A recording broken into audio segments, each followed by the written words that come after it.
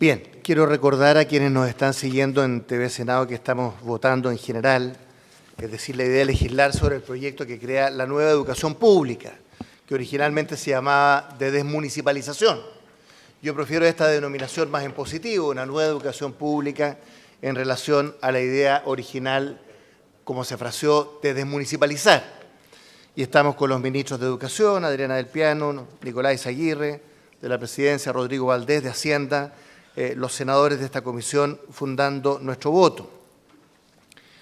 Sin duda alguna que este es un tema de la mayor complejidad y por lo tanto no admite soluciones fáciles. Si fuera así, hace ya tiempo que se habría legislado sobre esta materia. Como aquí se ha recordado, este es el tercer intento de distintos gobiernos, de distinto color político, de tratar de enfrentar el tema de la institucionalidad, por así decirlo, de la educación pública. Y por ello nos hemos tomado el tiempo necesario. Como ha dicho el secretario, 12 sesiones de junio a noviembre, 20 y tantas personas e instituciones que han venido, 40 y tantas que han venido a declarar bien. Porque si el tema es complejo y no admite soluciones fáciles, esto tiene que hacerse sin apuro. Tenemos que escucharnos, reflexionar y tratar de buscar una buena solución para el país. En un tema como este, como la educación, yo siempre hubiese preferido un gran acuerdo entre gobierno y oposición. Los grandes temas del país requieren de grandes acuerdos. Desgraciadamente, por lo menos en esta votación en general, vamos a ver cómo transcurre la discusión en particular, eso al parecer no es posible. Yo creo que nosotros tenemos que hacernos cargo de que la matrícula en la educación pública ha disminuido desde un 60% el año 90, cuando recuperamos la democracia, a un 36% en el día de hoy. Y por lo tanto tenemos un problema. Para quienes creemos en un sistema mixto, mixto supone una cierta simetría, un cierto balance, esto se nos está desbalanceando en perjuicio de la educación pública. Tenemos un 63% de educación privada, 64% y un 36% de educación pública.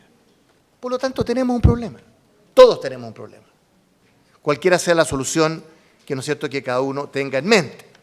Y por eso yo siempre he pensado, y lo reitero, que debimos haber empezado por la educación pública en el primer año del gobierno.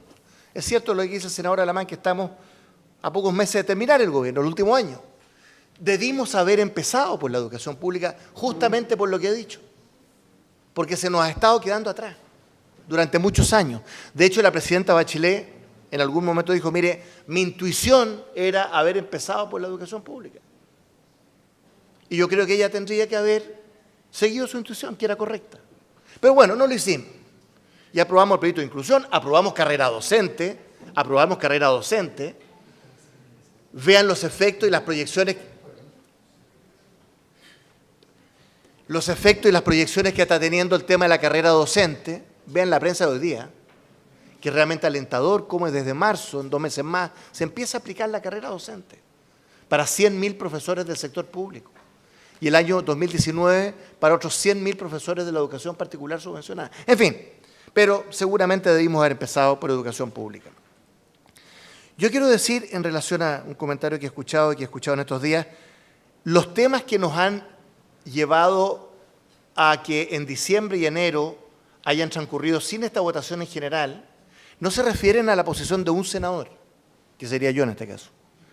Somos 8 senadores de la nueva mayoría, los 7 de la bancada de la Democracia Cristiana, y yo tengo un mandato de los 7 senadores de la bancada de la Democracia Cristiana, y el senador Fulvio Rossi, con quien enviamos una carta el 30 de noviembre a los ministros aquí presentes sobre este tema, haciéndole ver nuestros reparos, los 8 senadores. ¿En qué sentido? En que estábamos y estamos dispuestos a desmunicipalizar, prefiero hablar de una nueva educación pública, pero no a centralizar. Y que nuestra única opción ha sido y es y será un esquema descentralizado, como quiero demostrar en mi exposición, a la luz de la exposición que ha hecho la ministra y respondiendo a la legítima inquietud del senador Alamán en el sentido de cómo esto varía lo que es el proyecto inicial del gobierno. Entonces, no es un senador que ha trancado la pelota, somos 8 senadores. Toda la bancada de la Democracia Cristiana, el senador Rossi, que es miembro de esta comisión, ¿no es cierto?, que hemos tenido reparos, derechamente hemos tenido reparos a la formulación del proyecto inicial. Bueno, en 2 palabras, quiero ser breve. La primera opción es, comillas, desmunicipalizar, en el sentido de ser conscientes de que en cuanto sostenedor, el ente público que conocemos como municipio tiene serias limitaciones para sostener la educación pública. Este es un tema controvertido. Hemos visto días pasados una carta de 15 alcaldes de la Democracia Cristiana y vimos 3 de ellos aquí en la comisión, Luis Mella de Quillota, Carolina Leitado Peñalolén, Nelson Águila de Castro, que nos decían, bueno, ¿y por qué nos quitan la educación a los alcaldes de los municipios cuando por fin estamos contando con los recursos, el FAEP, Fondo de Apoyo a la Educación Pública, CEP, etcétera, que nos permiten de alguna manera financiar la educación pública? Una inquietud legítima. Entre los 61 alcaldes demócratas cristianos hay diferencias en esta materia. Unos quieren desmunicipalizar, otros no. Y también en la nueva mayoría, y para qué decir a nivel del país, tiene razón el senador Alamán, que este es un tema muy controvertido. Entonces, ¿por qué desmunicipalizar? Yo diría por 3 razones. Primero, yo tengo 26 comunas que represento, las conozco bien, ahora son 38. Yo he llegado a la conclusión en conciencia de que hay unos 2/3, 3/4 de los municipios que no tienen las espaldas, los recursos financieros, humanos, para poder, como sostenedor, gestionar la educación pública de manera adecuada. Esa es mi convicción después de muchos años. Bueno, 26 años desde que recuperamos la democracia y de observar y de interactuar con los alcaldes de los municipios de mi región y recorrer el país varias veces. Segundo, porque efectivamente en la municipalización, que partió el año 80, ha habido una suerte de alcaldización. Se ha pasado a depender mucho de quién es el alcalde. Si es bueno o no tan bueno, si es dedicado o no tan dedicado. También hay distorsiones, digámoslo, redes de clientelismo. La ministra nos ilustraba hace varios meses con el tema de los asistentes de la educación. Cómo muchas veces se pagan favores en municipios con cargo en el sistema educacional. Entonces, la alcaldización, ¿para qué digo el uso de recursos? El desvío de recursos. El desvío de recursos destinados a la educación, que se desvían a otras partes. Hoy día estamos llenos de juicios y tenemos un problema en el país, no con tal o cual municipio. Tenemos un tema bastante generalizado. Entonces, hay una segunda razón, que es que la municipalización, que teóricamente yo no tengo por qué estar en contra, pero ha devenido una alcaldización que produce distorsiones. Y hay una tercera razón, y es que necesitamos un ente administrativo con giro único. O sea, dedicado única y exclusivamente a gestionar la educación pública. Los municipios, por definición, tienen 10, 20, 30 funciones o atribuciones en las más diversas áreas. Y por lo tanto, educación es una más. Importante, pero una más. Yo he llegado a la conclusión de que necesitamos un nuevo sostenedor. Y por eso siempre me ha parecido, desde el principio, yo no he tenido problemas con eso, bien pasar del municipio como sostenedor al servicio local de educación como sostenedor. Entonces, ¿cuál fue nuestra objeción? No de desmunicipalizar o de buscar un nuevo sostenedor. Yo siempre he estado de acuerdo con eso. Nuestra objeción al proyecto inicial, un mal proyecto, a mi juicio, lo alegamos aquí en su momento, es que era absolutamente centralista y centralizador. Y tiene razón la senadora Fonver, que en el momento en que estamos descentralizando la estructura política administrativa del país, gobernadores regionales, gobiernos regionales, etcétera, aparece como un contrasentido centralizar. ¿Cómo se expresaba esto? La macrocefalia político-administrativa como una pesada estructura, ¿no es cierto?, que caía ahogando, controlando el establecimiento educacional, el poder local. Pesada estructura política administrativa. Segundo, un consejo local que era de papel, que no decidía nada. Tercero, la baja relevancia de las escuelas. Claro, en el artículo 40 se dice la escuela es la unidad básica, pero es todo lo que se dice. Muy baja relevancia a lo más importante, ¿qué es la escuela? Entrar al aula de clase, entrar a la escuela es donde se juega la educación, no solo la reforma educacional. Y cuarto, sobre todo, completamente centralista y centralizador. Es decir, el proyecto inicial, y tal como venía la Cámara de Diputados, a mi juicio, lo he conversado con mis camaradas de la democracia cristiana, un mal proyecto, una mala solución por este centralismo. Entonces, respondiendo a la pregunta del senador Alamán, legítima. ¿Cómo cambia este proyecto? Yo voy a decir cómo cambia. Este proyecto pasa de una desmunicipalización centralista y centralizadora a una desmunicipalización fuertemente descentralizada. ¿Cómo? Primero, el punto 1 de la exposición de la ministra, no el 5, no el 8, el punto 1 es reforzar la relevancia del establecimiento educacional. Escuelas, liceos y jardines como la unidad base del sistema, aumentando las atribuciones, etcétera, etcétera, etcétera. O sea, punto 1 de la nueva perspectiva, el foco en la escuela. Ahí parte el sistema. Bien, porque ahí se juega la educación, en la escuela. Primera diferencia fundamental. Segunda diferencia fundamental, el senador Quintana lo dijo varias veces, se ignoraba en el proyecto inicial completamente el gobierno regional, la estructura regional, la realidad de las regiones, ¿no? Se establece una coordinación regional con el gobierno regional a servicio relacionado con la estrategia regional. Por lo tanto, hay una segunda diferencia. No había nada sobre eso en el proyecto inicial, nada, ni una palabra. Ahora es un capítulo importante de las indicaciones que va a presentar el gobierno, creación de una coordinación regional en el sistema con el objeto de fortalecer la pertinencia, etcétera, etcétera, etcétera. Segunda diferencia. Tercera, se crea un director ejecutivo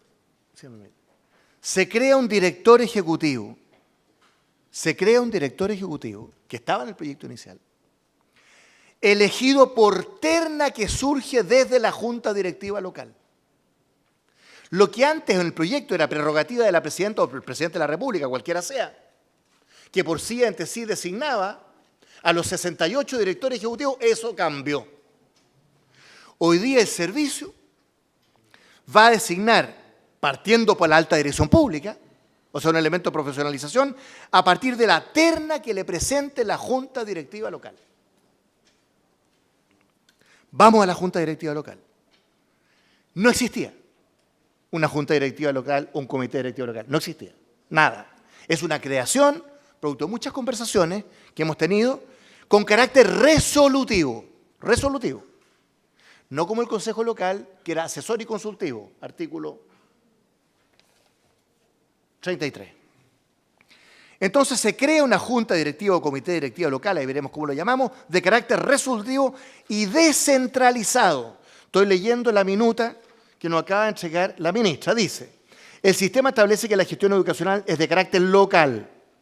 El grueso de las funciones y atribuciones referidas a las decisiones fundamentales en la gestión educacional se ejercen de manera descentralizada y son de carácter local. Robusta base de rendición de cuentas ante las comunidades locales. ¿Ante quién va a rendir cuenta el director ejecutivo?